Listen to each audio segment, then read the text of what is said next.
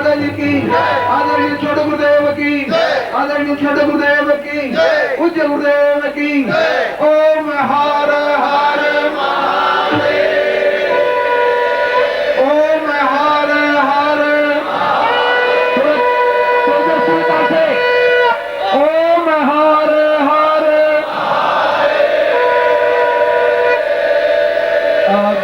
सभी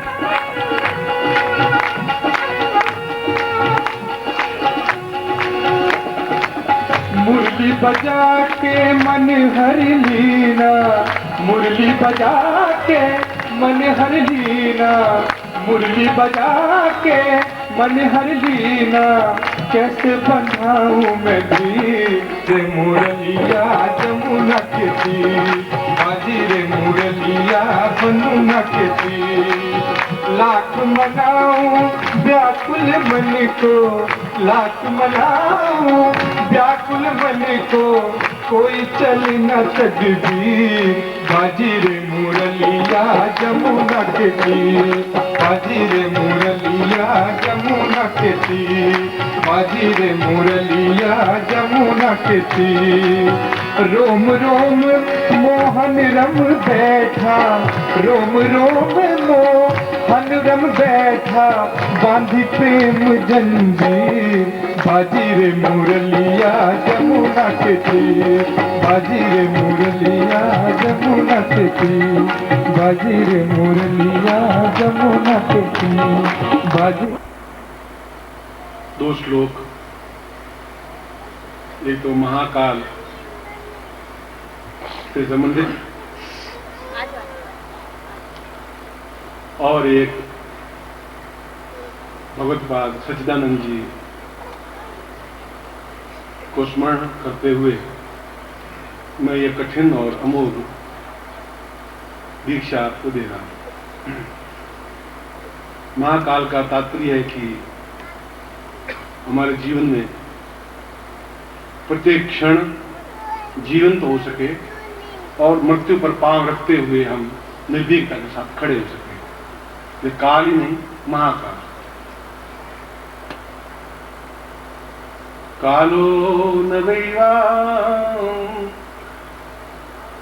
भवदेव नित्यं मर्त्योर्वता वै नरदेव चिन्त्यम् अमोघ शस्त्रं भवतां सदैवी दिव्योत्वदां स्नेह सदां न कुर्यात्। हे महाकाल, जिस प्रकार से एक बाघ के दाढ़ों में एक हिरण फंस जाता है और छटपटाता है, उसी प्रकार से प्रत्येक मनुष्य आपकी दाढ़ों में फंसा हुआ छटपटा रहा है। कब आपका जबड़ा मिले और समाप्त हो जाए। इसीलिए इस जीवन को पानी का बुलबुला कहा है, या क्षणभंगुर कहा है, या नश्वर कहा है। ये सब उन लोगों ने गढ़े हैं जिन लोगों के पास ताकत नहीं थी, क्षमता नहीं थी। ये आपकी स्तुति उन लोगों ने की है जो दीनहीन अकर्मण्य व्यक्तित्व थे। मां ब्रूहि दीनम च रे रे चातर सावधान मनसा मित्रक्षणम सूयताम मम भोदा बहवो वशन्ति गगने तादृश विजानन्ति गर्जन्ति केचिदुताम यं पश्य तस्य तस्य पुरुषो मां ब्रूहि दीनम च। अरे चातक, तुम बार बार इन बादलों से दीन वचन क्यों बोल रहा है? गर्जन्ति केचिदुताम, कुछ तो बेकार गर्जना कर रहे हैं। इसलिए जो तुम्हारी प्यास बुझा सके उसके सामने प्रार्थना करो। इसलिए ये शब्द इस श्लोक में बताया है। उन लोगों ने कहा है जिनके पास कर्मण्यता नहीं थी, ताकत नहीं थी, गुरुत्व नहीं था। और मैंने कई बार आपको स्पष्ट कहा है, गुरुत्व का मतलब है कोई व्यक्ति विशेष नहीं, कोई नाम नहीं, एक उच्च कोटि की ज्योति। और जिनके पास वह है, इस श्लोक में ही बताया है, वो अपने आप में मृत्यु पर पांव रखता हुआ आपके चंगुल से, अपने हाथ से आपके चंगुल को तोड़ता हुआ आपको विजय प्राप्त कर लेता है ऐसा ही मैं आपसे वरदान चाहता हूं कि मैं आपसे युद्ध में व्यक्ति जीवन संघर्ष करता हुआ जीतूं और आपको परास्त करूं। ऐसा मैं आपसे आशीर्वाद चाहता हूं।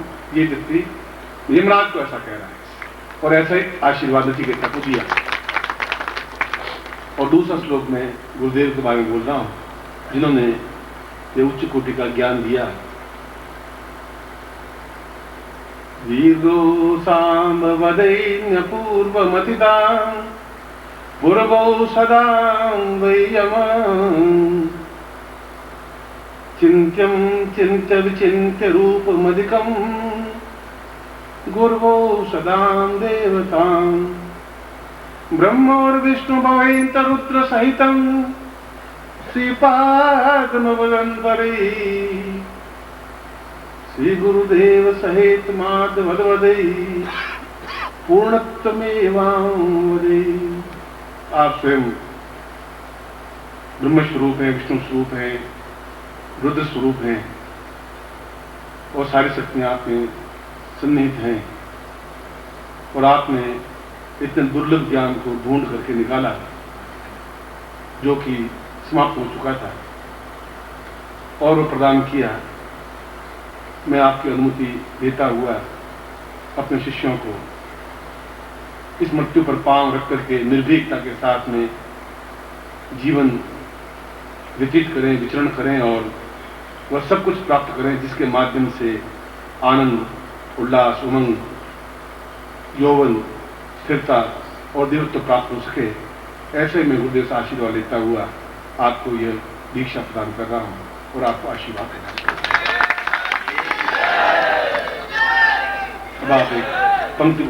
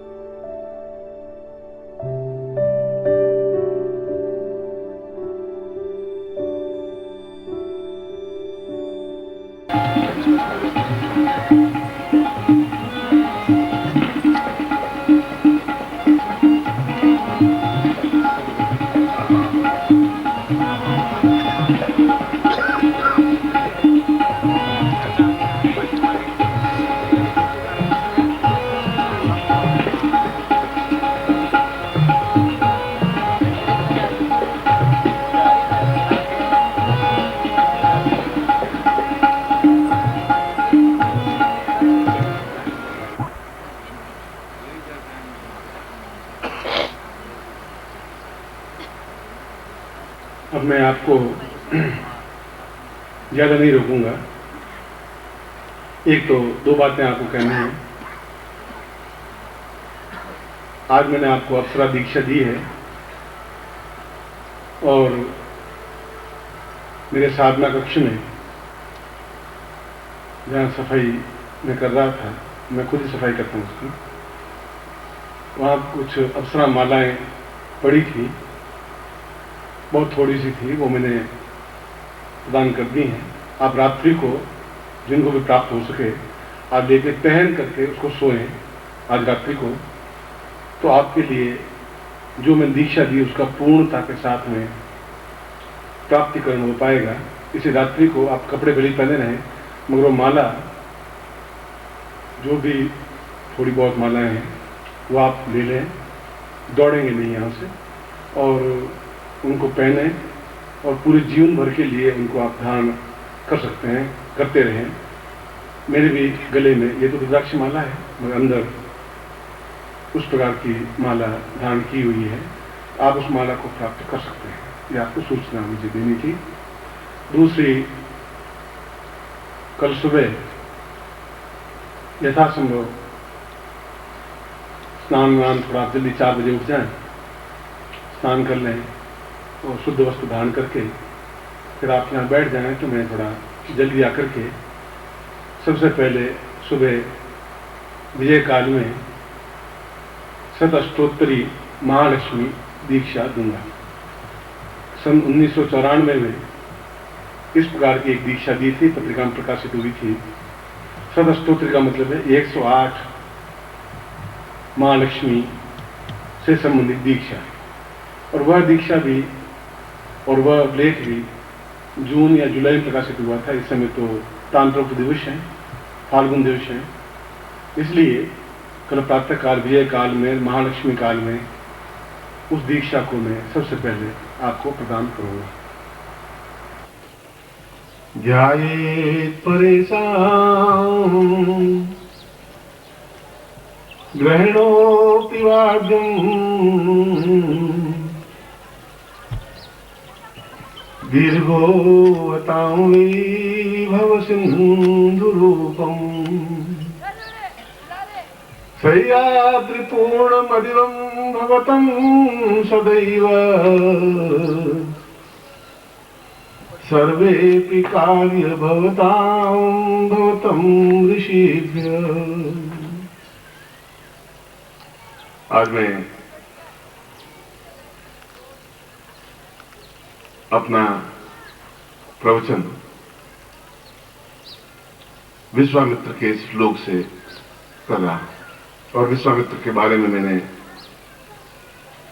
कल आपको बताया था कि वह एक उद्धर्ष और प्रचंड साधक था और गुरु थे।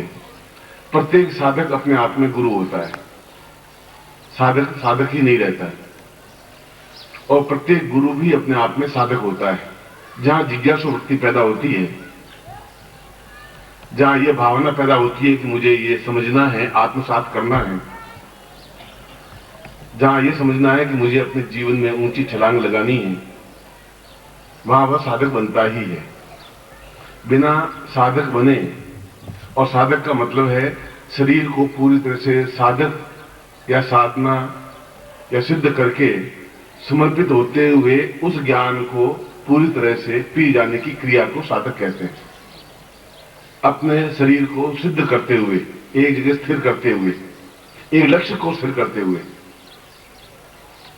और जो उसको ज्ञान मिले, जो उसकी इच्छा हो या जो गुरु की इच्छा हो, क्योंकि गुरु और शिष्य मिलकर के एक बनते हैं। न शिष्य अपने आप में पूर्णता है, न गुरु अपने आप में पूर्णता है।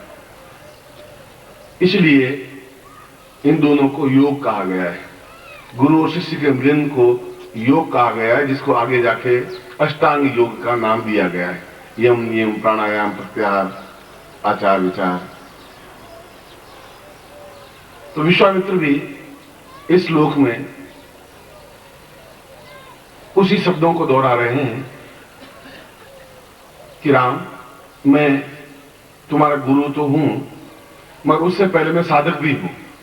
साधक इसलिए हूं कि मैंने अपने जीवन में उन सब पाथेय को, उन सब रास्ते को पार किया है जो रास्ता उस छोर से प्रारंभ होता था जहां अत्यंत गरीबी और विपन्नता थी, दरिद्रता थी, भूखमरी थी।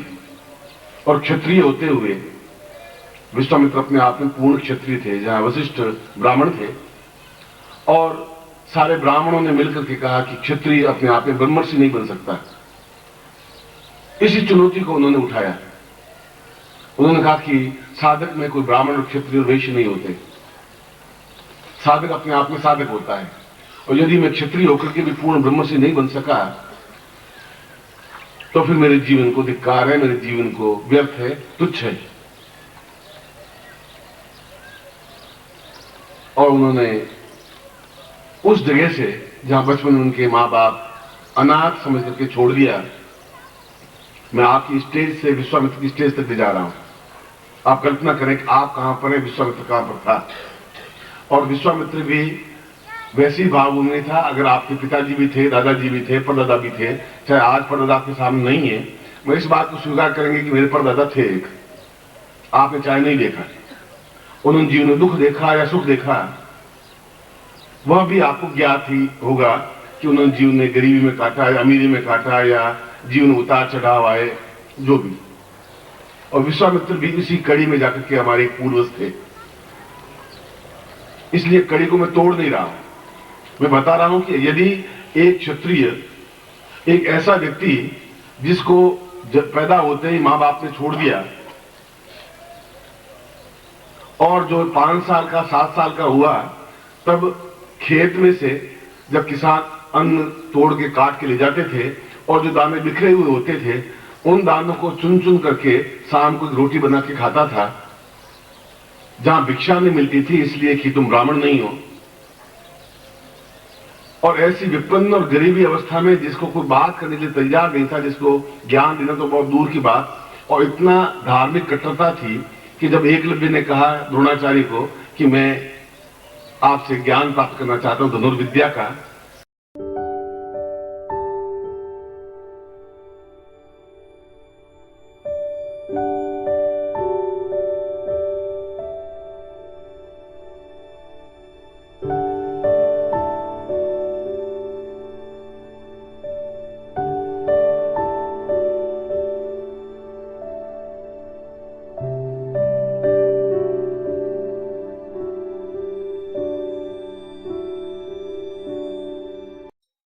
ओम परम तत्वाय नारायणाय गुरुभ्यो नमः। ओम ह्रीं मम प्राण देह रोम प्रतिरोम चैतन्य जाग्रय ह्रीं ओम नमः। ओम भूर्भुवः स्वः तत्सवितुर्वरेण्यं भर्गो देवस्य धीमहि धियो यो नः प्रचोदयात्।